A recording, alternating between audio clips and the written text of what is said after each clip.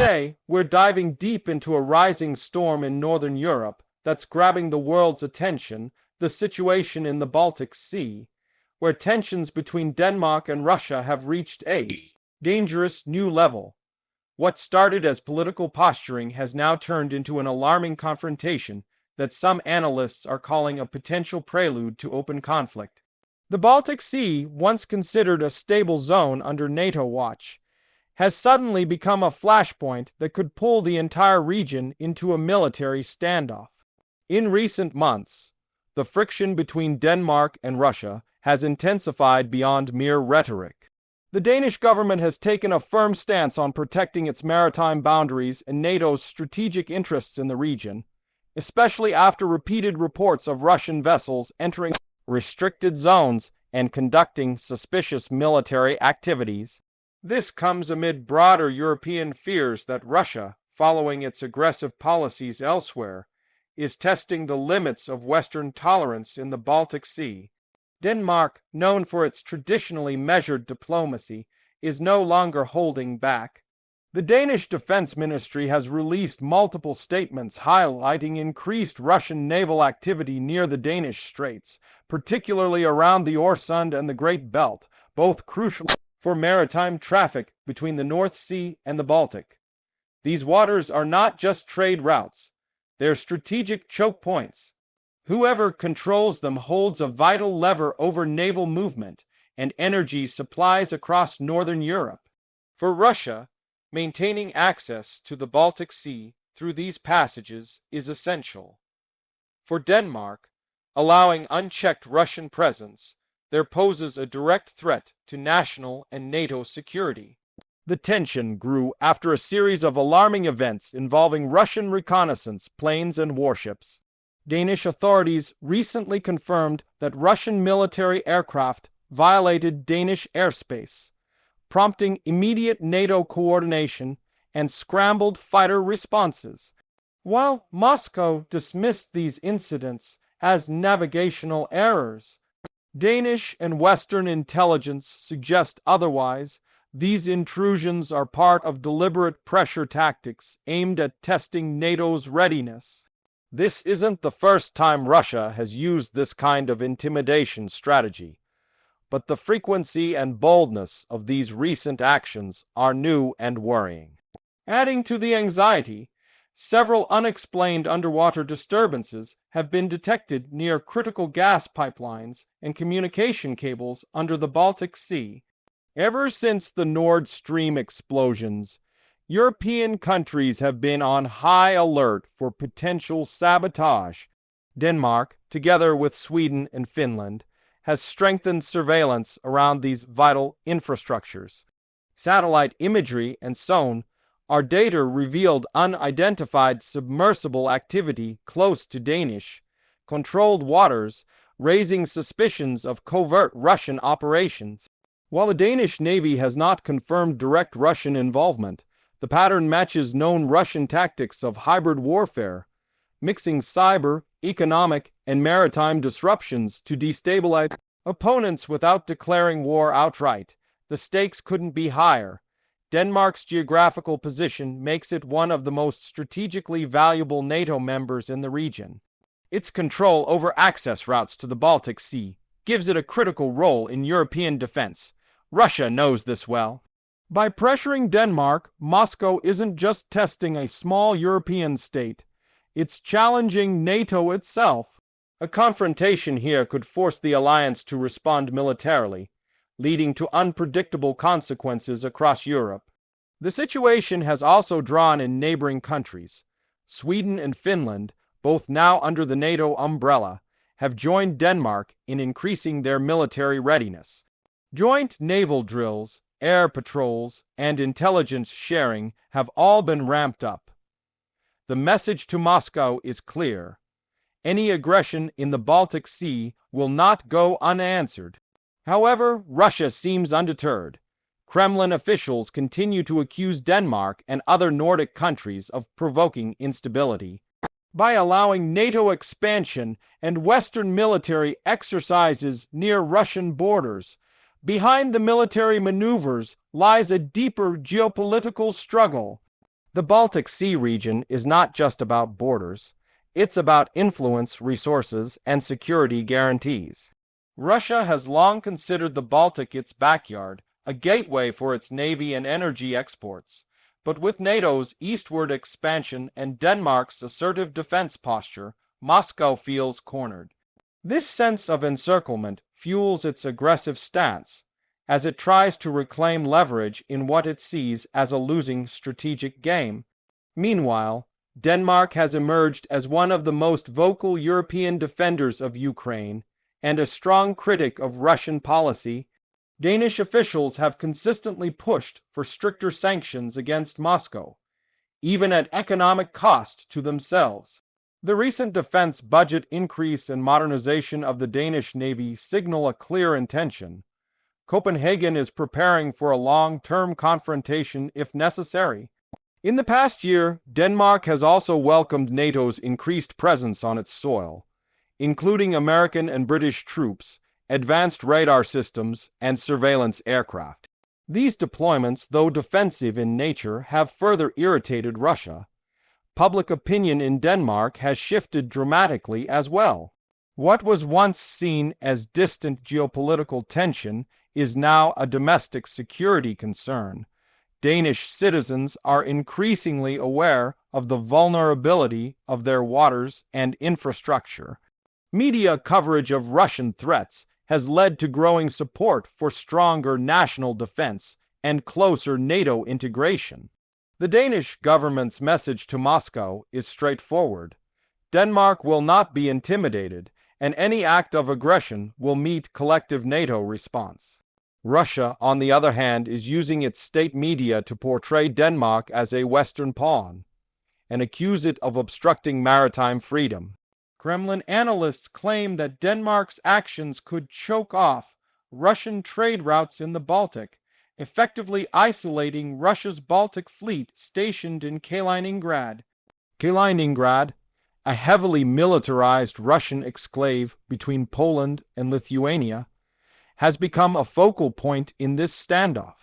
Russian missile systems, aircraft, and naval units based there are within striking distance of Danish and NATO installations.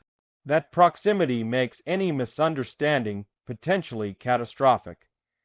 Military experts warn that the situation could easily spiral out of control. A single miscalculation, an intercepted aircraft, a mistaken radar reading, or a submerged submarine too close to Danish territory could trigger a dangerous escalation. NATO's rules of engagement require swift defensive responses, and Russia's pattern of testing boundaries leaves little room for error. Diplomatically, both sides are engaging in sharp rhetoric, but behind closed doors, back-channel communications between NATO and Moscow are reportedly ongoing to avoid accidental conflict. Still, the tension remains palpable. Energy politics also play a major role in this crisis. The Baltic Sea has become a battlefield for control over Europe's energy corridors. Denmark has been instrumental in halting Russian energy dominance, particularly after the suspension of the Nord Stream 2 pipeline. Moscow views these actions as economic warfare, while Denmark sees them as necessary for European independence. The recent discovery of new underwater cable sabotage attempts only heightens these fears. Danish intelligence believes these acts are designed to intimidate Europe into reducing support for Ukraine and to demonstrate Russia's reach. NATO's response so far has been cautious but firm. The alliance has increased surveillance flights and naval patrols across the Baltic region, while high-ranking officials have issued strong warnings to Moscow. Secretary General Jens Stoltenberg emphasized that NATO will defend every inch of its territory, and that includes Danish waters. The United States, Britain, and Germany have all pledged additional support to strengthen the Nordic region's defenses. The message is clear. Any attack or sabotage will be considered an attack on the entire alliance. However, the risk of hybrid warfare, cyber attacks, disinformation, and energy manipulation remains a major concern. Denmark's cybersecurity agencies have already reported multiple Russian-linked hacking attempts targeting military networks, energy grids, and communication infrastructure. The psychological aspect of this conflict is just as important as the physical one. By keeping Europe on edge, Russia aims to weaken unity and create divisions among NATO members. But so far, this has had the opposite effect. The Baltic countries, along with Denmark, Sweden, and Finland, are more united than ever before. At the diplomatic level, European leaders are calling for restraint, but preparing for the worst. Denmark has urged the European Union to develop a stronger collective maritime defense strategy, recognizing that the Baltic Sea is Europe's economic lifeline. Billions of dollars in trade pass through its waters every year, and any disruption could have devastating consequences for global markets. That's why this isn't just a regional issue, it's a global one. The world is watching closely, knowing that a spark here could ignite far-reaching consequences. Meanwhile, Russia continues to conduct military drills, showcasing its naval firepower and sending a message that it won't back down. These exercises, though framed as routine, involve simulated missile launches and anti-submarine warfare near international waters close to Denmark. Western analysts see these actions as deliberate intimidation, meant to remind Europe of Russia's capabilities. Yet the Danish Navy, despite being smaller, is technologically advanced and supported by NATO's powerful maritime forces. In a direct confrontation, Russia would face overwhelming opposition. Still, the fear of escalation persists. As winter approaches, European energy demands will rise, and Russia may use that leverage to increase pressure. The coming months could determine whether this confrontation stabilizes or spirals into something far worse. For Denmark, this is a defining moment, a test of its resilience and its commitment to defending not just its own sovereignty, but the principles of European security. The people of Denmark are watching events unfold with a mix of resolve and concern. The government's message remains firm: deterrence through strength. Military vessels patrol key waterways daily, and surveillance systems operate around the clock. Collaboration with NATO allies ensures that any move from Moscow will be met with a unified response. But everyone knows that the situation is volatile. The balance of peace in the Baltic now depends on discipline, diplomacy, and a bit of luck. Russia's long-term strategy appears to be keeping the Baltic region under constant tension, using uncertainty as a weapon. By doing so, it distracts NATO from other fronts, strains Western unity, and projects strength domestically. But Denmark's steadfastness and NATO's increasing coordination are making that harder for the Kremlin to achieve.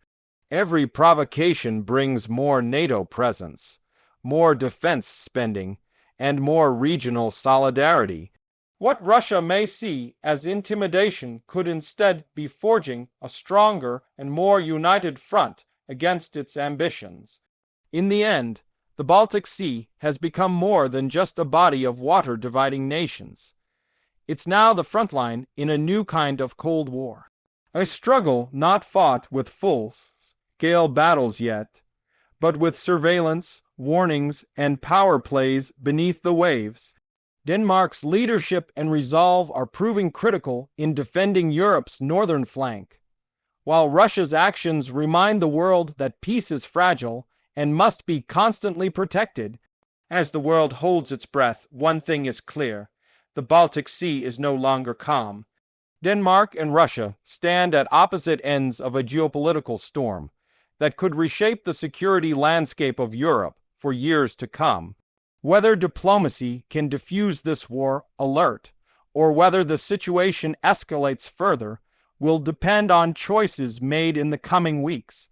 For now, the world watches closely as the Baltic Sea becomes the latest arena in the ongoing clash between Russia and the West, a clash where even the smallest spark could have global consequences. And that's all for today's detailed breakdown. This Baltic Sea confrontation is one of the most serious challenges Europe has faced in recent years, and it's far from over. We'll keep following every development as Denmark stands firm against Russian pressure, and the world braces for what might come next. Thanks for watching, stay informed, and we'll see you